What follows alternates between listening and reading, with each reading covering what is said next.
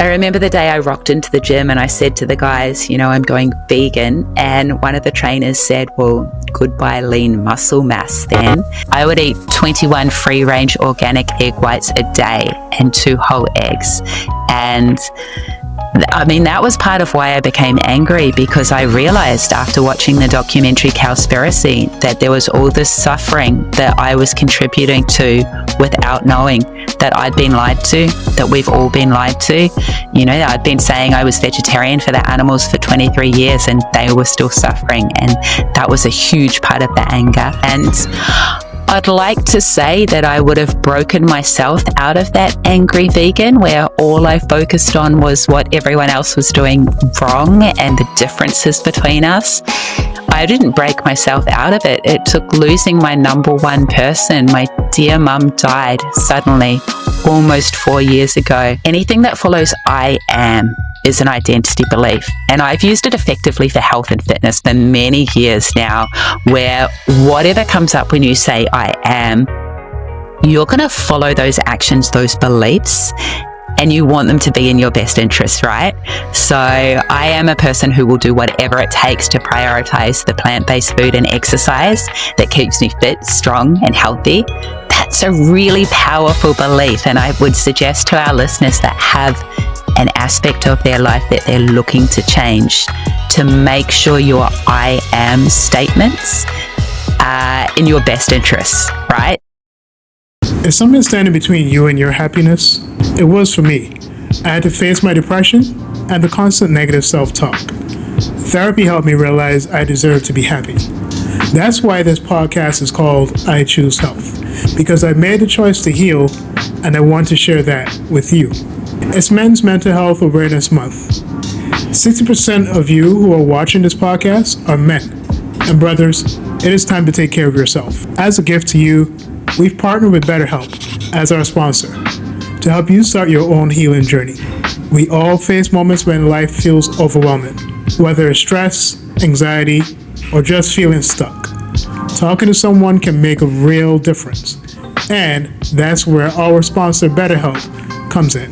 BetterHelp offers professional online therapy that's convenient, affordable, and entirely on your schedule. You can connect with a licensed therapist by video, phone, or even chat, whatever works best for you. Let our sponsor BetterHelp support you on your journey to better mental health. You can get 10% off your first month by going to betterhelp.com/iChooseHealth. That's betterhelp.com/iChooseHealth for 10% off your first month. Take the first step toward feeling better today. Hi guys, welcome back to the I Choose Health podcast. I'm your host, Stephen Leslie. Today's guest is on a mission to help us live stronger, leaner, and healthier lives. She's a powerhouse behind the Plant Positive Journal, a 2-edition guide to building habits that stick and creating real transformation. As a vegan health coach, she supported countless people in shifting their mindset, adopting plant-based nutrition, and stepping into the very best version of themselves. But what makes her truly inspiring is her personal journey, what led her to veganism, and how it continues to shape her values, and the way she turns science into simple, doable strategies for lasting health. Kate Galli, welcome to the I Choose Health podcast. Stefan, what a fabulous welcome. Thank you so much. So Kate, when it comes to your Plant Positive Journal, what inspired you to create the journal in the first place, well, both editions, and how does the first edition differ from the second? So that journal is absolutely a venture of the heart, and it began many years ago when my dear mum gave me a gratitude diary for Christmas, and it was this beautiful work of art that I actually used to plan my day to come the night before. I love writing everything out and ticking everything off. It had something missing though. I was this passionate vegan, and I thought, what if this journal, what if this diary that I planned my day in also helped someone adopt a healthy plant-based lifestyle? And so that was the intention. I wanted to create a tool that, yes, you could use to plan your day to come. You could write your gratitudes, your reference points for success, everything important mindset-wise. And also, if you're open to it, Each month, each week, it shares some of the most impactful actions I've learned over nearly 20 years as a health coach and almost 10 years vegan so far as living a healthy plant-based lifestyle. It's got recipes and artwork, and to speak to what's different about version 2, most of the most effective actions and the monthly goals are similar. I've refined some of them, but it's the most effective actions. They don't change. The recipes are all different. The quotes are all different. There's Sunday self-care every single week. That's often something we struggle with as vegans. And the artwork is all new, all different, actually created by myself with the help of AI art. I'm super passionate about that. So yeah, as I mentioned, an absolute venture of the heart, dedicated to my dear mum and designed to spread love, compassion and animal-free deliciousness all over the world.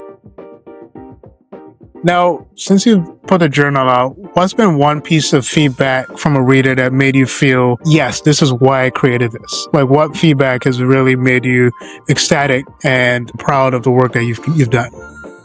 So much. I have had people share that they cried when they got it because it was so beautiful. I've had people I really respect say things like the most beautiful journals out there and speak to the impacts it will have. And I guess the intention, the fine line that I walk with everything that I do is, I want to appeal to the vegan, the animal rights activist. That is my passionate little heart, right? I also want to appeal to the plant curious person who's just dabbling a toe in the water. And the marketing experts say you should pick your lane and focus on one. And I can't. I want to appeal to both. And I've heard that the journal does that. It walks that fine line between, I am this passionate vegan health coach with a goal for a healthy, compassionate vegan world. I am very upfront about that.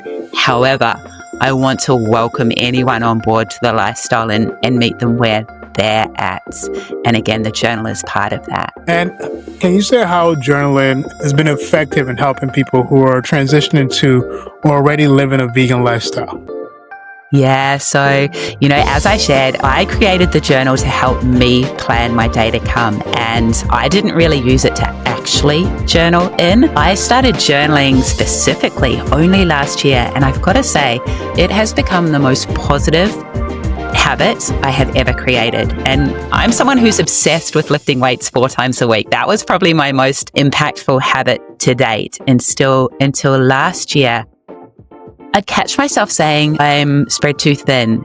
I'd stop saying I'm busy, but I'd say I'm spread too thin. And I was feeling overwhelmed at everything that I was doing. And I was seeking calm and clarity.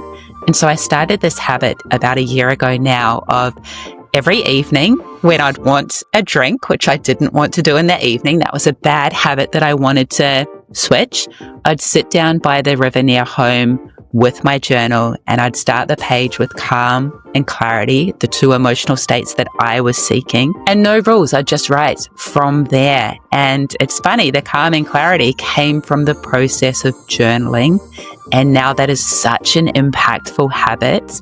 And to speak to the further question of how it can help other people, you start where you're at. Potentially you start with the 2 words that you're seeking. Another super impactful starting point is to start with an identity belief.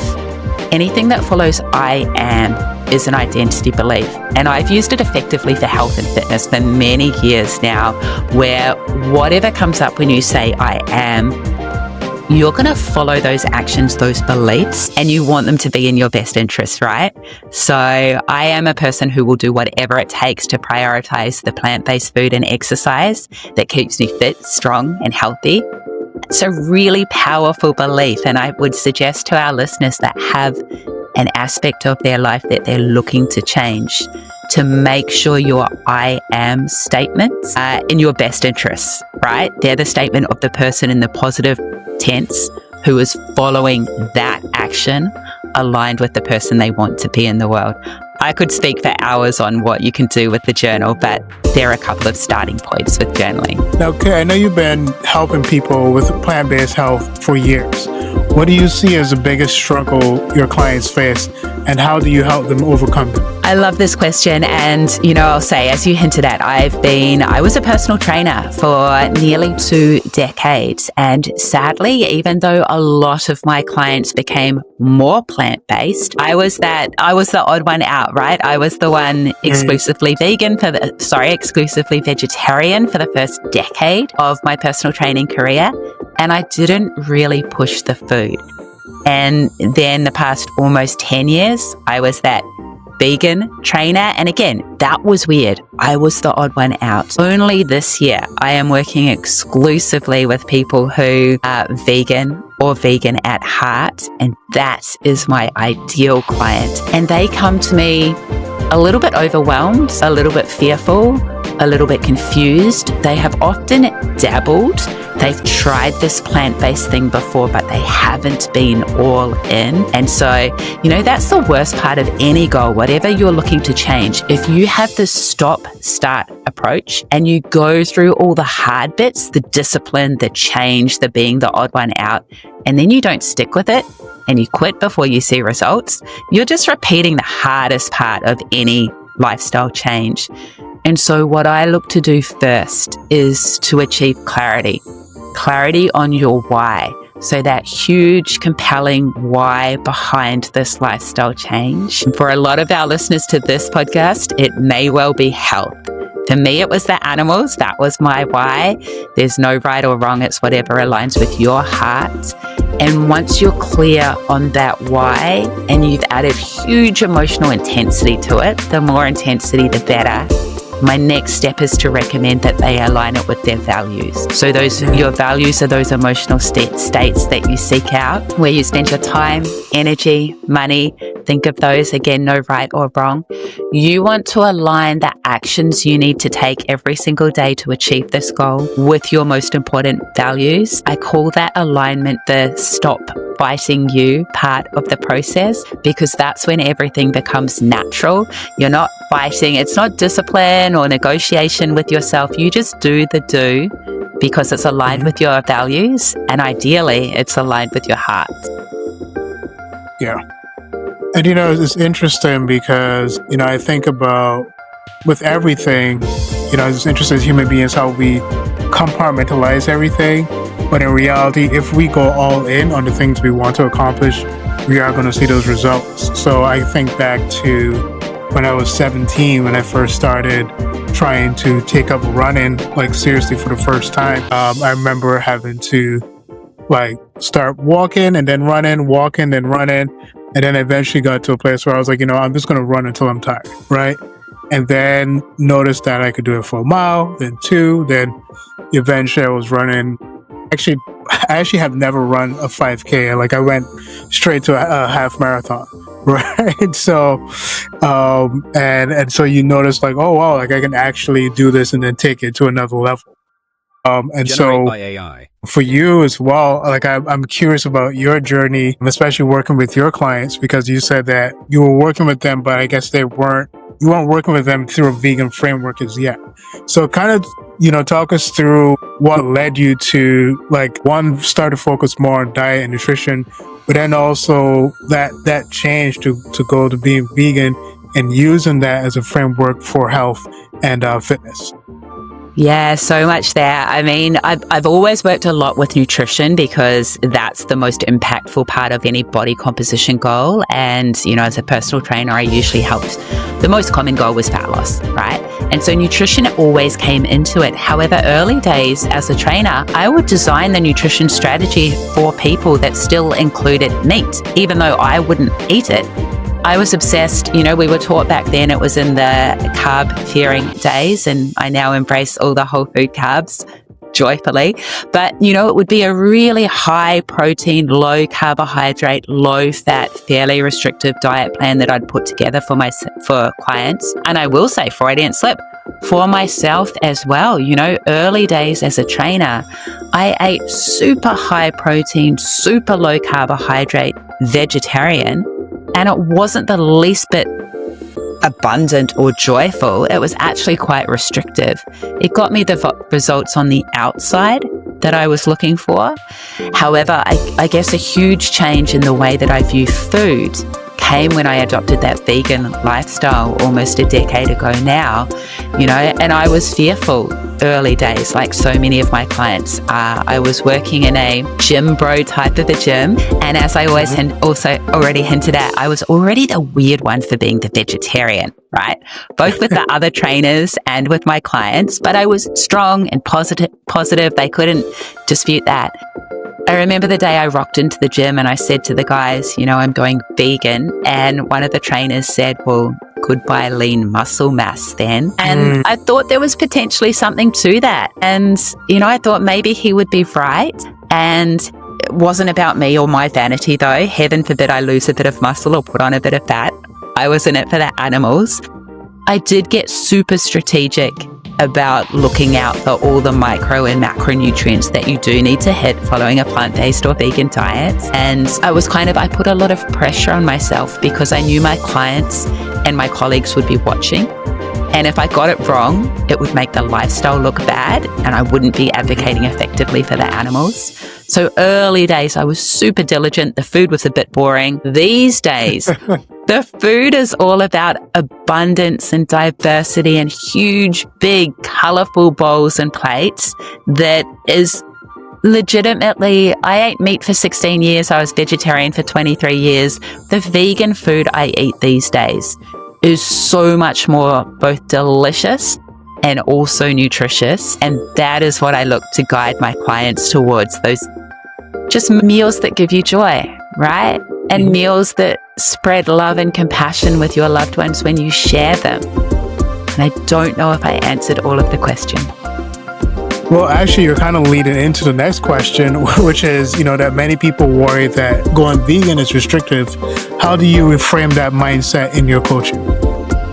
Yeah, 100%. I am all about what you are giving your body. I believe you and your body are a team. It's the only one you've got. So you want to work together. I always think of, is this a kind decision to my future self? And, it's super normal and common to be fearful at first of all the foods you are giving up. However, I coach my clients to instead focus on all the foods that they are welcoming into their life. As I hinted at, so much more diversity, all the amazing legumes and lentils and beans that, to be frank, I ignored when I was a vegetarian personal trainer because they were carbohydrate as well as protein. That was fearful to me. All the fruit and the nuts and seeds. I just focus on building those vibrant, abundant meals for my clients. And bit by bit, you've got to have a bit of trust. And maybe that's where the supportive coach is really helpful. But bit by bit, you see that you welcome potatoes back into your life when you were fearful of them for years, right? And your body doesn't do anything bad. Actually, it responds really well. And the recipes are delicious. And you have a few flops. That's normal. We've all cooked plenty of bad meat or vegetarian meals in our day. You'll have vegan flops as well. But you find the recipes and the creators that you come back to. You find what works for you. And a huge part of that for me is food prep on the weekend. That is something I coach all my clients towards. Long term, whatever lifestyle you're following, if you want your nutrition to be healthy and focus on what you're giving your body, you're going to need to put aside an hour or two a week to ensure that. Now, can you share a practical tip or strategy you often give clients that listeners could start using today? Mindset related, food related. Where do you want me to go with this one? Let's start with mindset and then move on into food. Okay, amazing. I am a huge one of my most impactful mindset tricks is the reframe, right? This is basically just looking at the way you see a given situation and reframing, adjusting it to make it easier for you to take the more beneficial action. You can do this with your thoughts. You can do this with your actions. I do it all the time. And initially, it's going to feel a little bit manufactured, a little bit fake. However, it's going to come to the point in time where it feels natural and automatic. And you can use this with anything. Early days vegan, I used to have a belief that I hated salads, that all salads were boring. Right? I just came up with an acronym this week for the sexy salad, which a sexy salad, I love an acronym. It starts with an amazing sauce. It's elegant. You're not just washing and ripping your veg. You're doing peels and shaved veggies. X is for all the extras that you put in your delicious salad, like the vegan burgers and falafel and nuts and seeds. And why in sexy? Why is in your best interests, right? Your best interests. You're creating the salad that is good to your future self, that nourishes your body. So that's one of the ways that I use the reframe. I used to think I hated cardio. The power of your language, when you use the word hate, I hate cardio, I hate Brussels sprouts, whatever it may be, there's emotional intensity there that is not working in your best interest. When I say I love salads, or I love the fact that my body's fit enough to get me to the gym and exercise every day, it just makes it so much easier to take that beneficial action. Now, and I found that interesting because the way that you framed it was that you said you used to think that you hated, right? Because most people would say, I used to hate, but then you said you used to think that. So that's a really interesting way of positively framing it, where, instead of saying creating that negative emotion, because I know that neuroscience has revealed that your brain actually doesn't really know the difference between a positive and negative. And so if you start to frame things a certain way, your brain is going to start to process it that way. So is that why you framed it that way when you answered the question? I absolutely agree with the neuroscience. I'm a huge fan of it. I hadn't noticed I framed it that way. However, back to the language, I absolutely agree with you. Your brain does not process the negative, and your unconscious mind is always listening 24/7. And it's why I'll never say, when someone says, "How are you?" I'll never say not bad. My brain hears bad. Why wouldn't you say I'm fabulous? I'm great, thank you. All of these little things, your brain is absolutely listening, and we want to, make the most of the language that we use every single day. And the most important language that we use is our self-talk, the way we speak to ourselves, whether it's out loud or that constant chatter in your brain. Mm-hmm. You want to be that to be a supportive cheerleader, not an angry gremlin, cutting you down all of the time. Interesting. Yeah. Now, what's one misconception about vegan health coaching that you'd love to clear up? I'll make this in relation to me specifically, and it's in relation to any vegan, really. But a lot of people, anyone that follows me online, might come to me and think that I may be quite extreme and I have this huge vision and I'm an animal rights activist and I am all in, and I am. However, the misconception is that I'm not going to put that pressure on you. I'm going to meet you where you are at. I learned this the hardest possible way. I was an angry vegan for a number of years, as so many people are, and I absolutely relate to that. The situation's dire, it's urgent, there's so much unnecessary suffering. We have all the reason in the world to be angry and frustrated. However, it's not effective and it's not fun. And so the misconception, or my new approach, is I want to meet you where you are and welcome you into this lifestyle. And equally, I want to be that person that makes the lifestyle look fun and welcoming. We're not going to welcome anyone in with sadness and frustration and anger. And as I shared, my goal is a vegan world. So welcome in the masses. Mm-hmm. Yeah, I've very early on, I came across a lot of videos on YouTube where there were a lot of these angry vegans, and the energy was just so negative. And I was just what is our real goal or impact if we're going to have this negative impact or reaction towards people who are questioning our lifestyle? I think if you're living a certain way, you're living a certain way because you're happy to be living that lifestyle, and there's no need to try to convey your message in an upset or negative way. And I think the more that we become accepting of people's lifestyles, I think the easier it is to just approach everything in a positive way. 100% agree. Easier said than done. And that little angry vegan animal rights activist is still my heart. And that's why I'm quite verbal. I'm quite outspoken about sharing that I lead with love now, because I know that someone will call me on it. They'll hold me accountable to it when that little angry Kate wants to pop her head up, right? And I also, I always tell myself it's about being effective long term, and the change we're looking to see in the world, for whatever reason, whatever change we're seeking, it's going to take longer than we would love. And so we need to be in the game long term, and to make it sustainable, there has to be joy and happiness. We cannot waste all our energy on anger and frustration, or we just won't. We'll burn out. We won't get there. Yeah. So I'm going to shift gears a little bit, and usually I'm ending this conversation the way that people would usually begin, but I want to come back to your background. What first led you to veganism? Was it health? I know you spoke about the animals, the environment, or was it a mixture of all those things?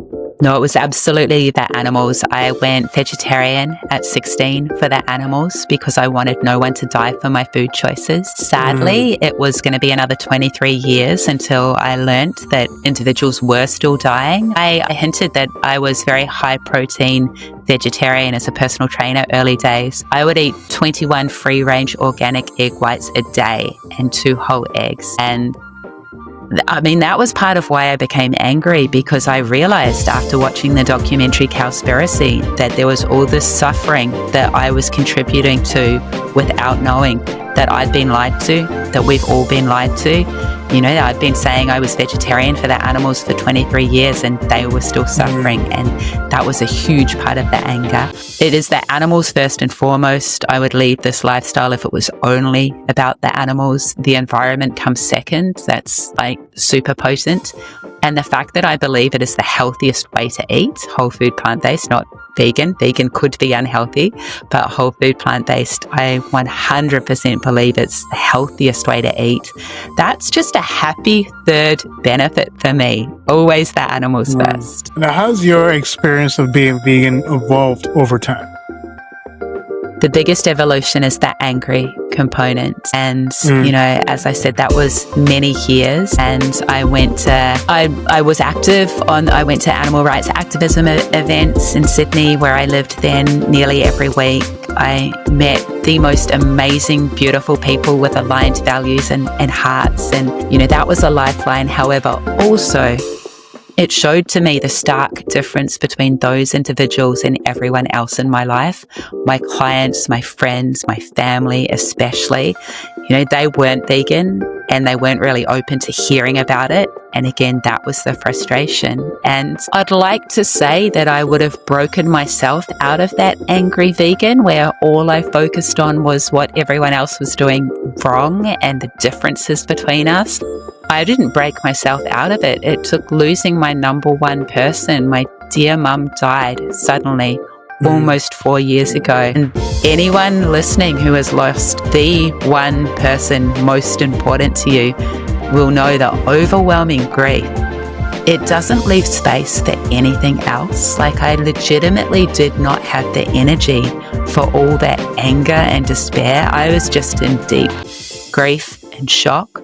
And also I had the realization that, my dear mum, she was the only one in my family that was actually plant-based, basically vegan, and we connected so much over that. And I had no regrets in my relationship with my mum. She knew how much I loved and respected her, and vice versa. I did have regrets in my relationship with my father.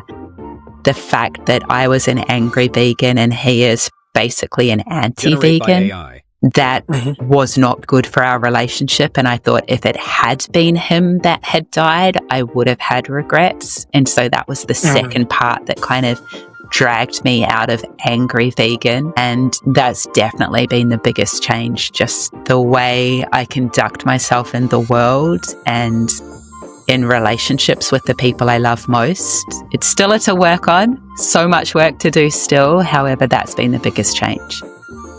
Now, what advice would you give someone who's curious about veganism but feels hesitant or overwhelmed by the idea of changing their lifestyle? Yeah, I'm going to go one mindset and one strategic, because the mindset is the foundation that basically guarantees your future ongoing success. People want to jump straight to food. Amazing, I've got all those tips.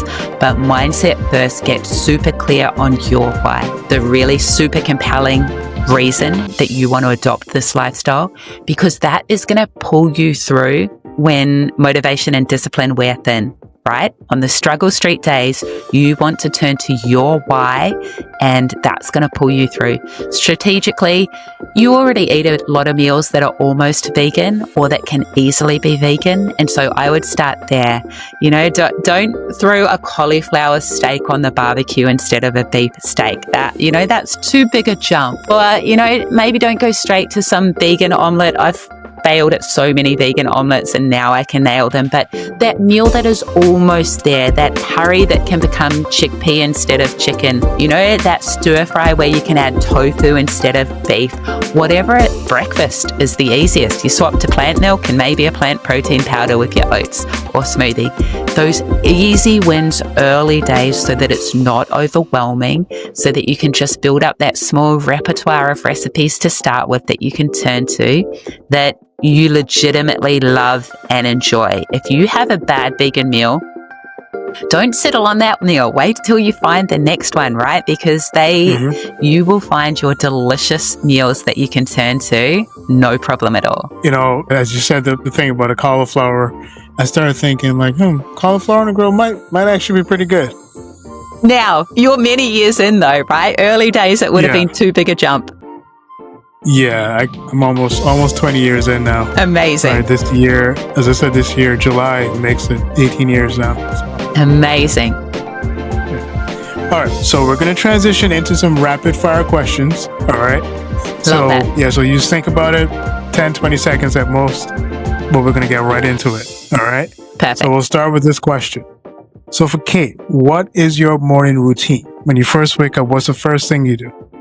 I get up really early, around 3 a.m, because I don't like to rush. I've just started circadian fasting, so I make sure that it's 12 hours since my last meal. So I'm going to get up super early. I'm going to make a black coffee. Apparently that doesn't break the fast. I'm going to sit and look at the stars because it's still dark with the cat smelling at my feet. And then I'm going to jump into the first most important task of the day, which I planned the night before. For you, is it coffee, tea, or green juice? Coffee. Easy. What's your favorite go-to plant-based meal? I love a huge big bowl or plate with a range of foods. There's going to be a plant-based burger with beans. There's going to be a leafy salad, a creamy like hummus or some sort of a sauce. And there's going to be a whole heap of baked, abundant cruciferous veg like Brussels sprouts and broccoli, and some sort of crispy potato as well. What's one vegan ingredient you can't live without? Tofu. Actually, I was fearful of soy for many years incorrectly, and now it is just the most convenient, high protein, high calcium, cheap, easy source of protein. Interesting. I think Tori's answer was seitan. Ooh. Yeah. And what's the best book you've read recently? So this one got me started on the circadian fasting, The Stress Paradox by Dr. Sharon Harish-Berquist. And I just interviewed her on my podcast, and she talks about the 5 good stresses, number 1 of which is plant-based phytochemicals. So plants are good stressors in our life and help produce a good stress response. Circadian fasting is one of them as well. I implemented it since speaking to her, and I am seeing the benefits. Can you name a podcast that you never miss? I don't know if I have never misses, but I absolutely love Rip's Plant Strong and the Rich Roll podcast as well. I listen to a diverse range of podcasts, but they're a couple of go-tos. For this next one, I think I know the answer. Strength training or cardio? Strength, definitely. I love to lift. What's your favorite, apart from training, what's your favorite self-care ritual? It's got to be journaling. Time in nature or journaling. Let's combine the two. Sitting by the river, outside, peacefully, journaling. So apart from journaling, what's one habit that's been a game changer for your health? This might not sound like health. Okay, the health one is food prep, definitely. You know, that's pretty boring though. I used to think meal prep, where you prep the complete meal, like a whole curry. Now I prep 4 pillars each weekend.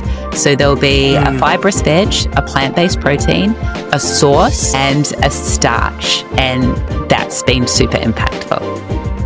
I'll ask this. Who inspires you most in the vegan movement? I love this question. And right now, my mind is going to all the powerhouses that are over 70 and powering on, because I've moved somewhere where people are slowing down, right? They're in their 70s and they're not doing much. And I think to people like Ingrid Newkirk from PETA, or Captain Paul Watson, or Dr. Will Tuttle, or Chef Babette Davis, who are well into their 70s and at least as passionate as they always were. And that is such an inspiration to me. Now, what's the favorite city that you've traveled to? I haven't traveled enough. I lived in Sydney for 25 years, and I'm just going to say Sydney's an amazing city. So let's say Sydney. If you had to choose, and I think I know your answer for this too, meal prep or eating out? Yeah, meal prep. It helps me achieve my goals. Eating out is an absolute pleasure. However, often I get disappointed because we're not living in a vegan world yet. So I love my meal prep. And what's a quote or mantra you live by? You've got this is my self-talk that basically runs through my head all of the time. The newest one I've stolen from Alex Hormozi, US entrepreneur, and he asks, what would it take? So whenever you're stuck, this is just a good question that provides possibilities with the positive intention. What would it take? I often journal on. What's the most underrated benefit of being vegan? That huge weight of incongruence that is lifted off your mind and heart. I didn't know that animals were still dying when I was vegetarian. However, I'm sure at some level I had some sort of an awareness, because that weight once lifted and that complete congruency with my most important values, I wouldn't give that up for anything. And then what's next for Kate Galli? What's something exciting that you're working on right now? Something I've been slow to learn is the importance of community in this lifestyle. We're 2% of the global population, and that can be, that's the only hard part of being vegan is relationships with non-vegans, and they're the majority. So I am spending a lot of time building community online. I have a school platform called Plant Positive, where I am bringing together vegans and the plant curious. Again, I'm trying to bridge that gap where everyone is welcome, and building community is something that I am super excited for, because if we have huge goals, we can't do it alone, and we need support and connection. And Kate, where can people find you on social media if they want to connect with you? Most of the place, I'm Strong Body Green Planet. Perfect. Well, Kate, I am really thankful for you doing this. Was really happy to connect. And I'm looking forward to connecting with you on some other projects. We'll talk about that at the end of this interview. And then I think last for you is, for Kate Galli, what does choosing health mean to you?